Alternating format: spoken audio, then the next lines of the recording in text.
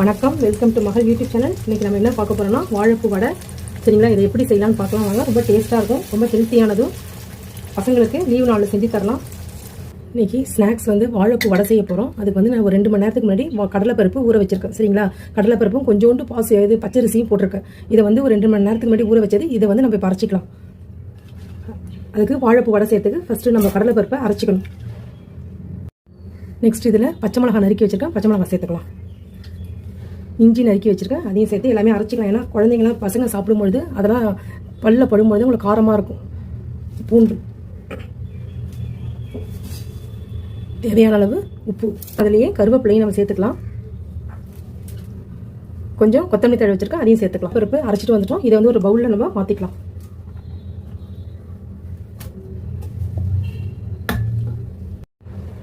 இப்போ நெக்ஸ்ட் இதில் வாழைப்பூ 1-2 நறுக்கி வச்சுருக்கேன். இதை நம்ம ஒரு பல்ஸ் மோடில் நம்ம ஒரு ஓட்டு ஓட்டிடலாம். சரிங்களா, இதை அரைச்சிட்டு மிக்சியில் போட்டுடலாம். இஞ்சி போட்டுடலாம்.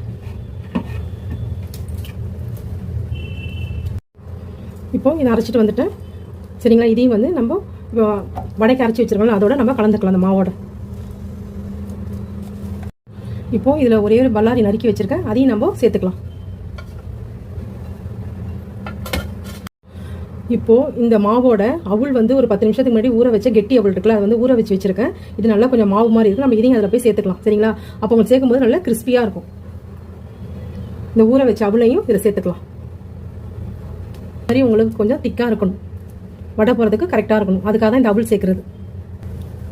இப்போது இந்த வடையை நல்லா இப்படி நல்லா டைட்டாக உருண்டை பிடிச்சிட்டு இதை எடுத்து அப்படியே போடணும்.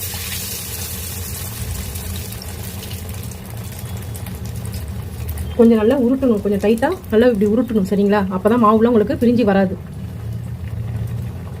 திருப்பி போட்டுக்கலாம். சரிங்களா, இப்படி உதிராமல் வந்திருக்கு பாருங்கள், ரொம்ப நல்லா வந்திருக்கு. அந்த அவுள் சேர்த்தா இதுதான் நல்லா கிறிஸ்பியாக வரும். அதுக்கு தான் அவுள் சேர்க்கறது.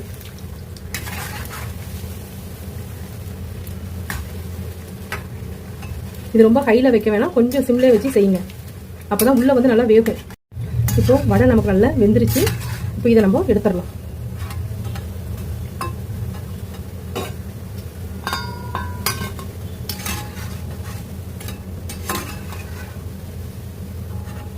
ஈவினிங் டயத்துக்கு நல்ல சூப்பரான ஒரு டீ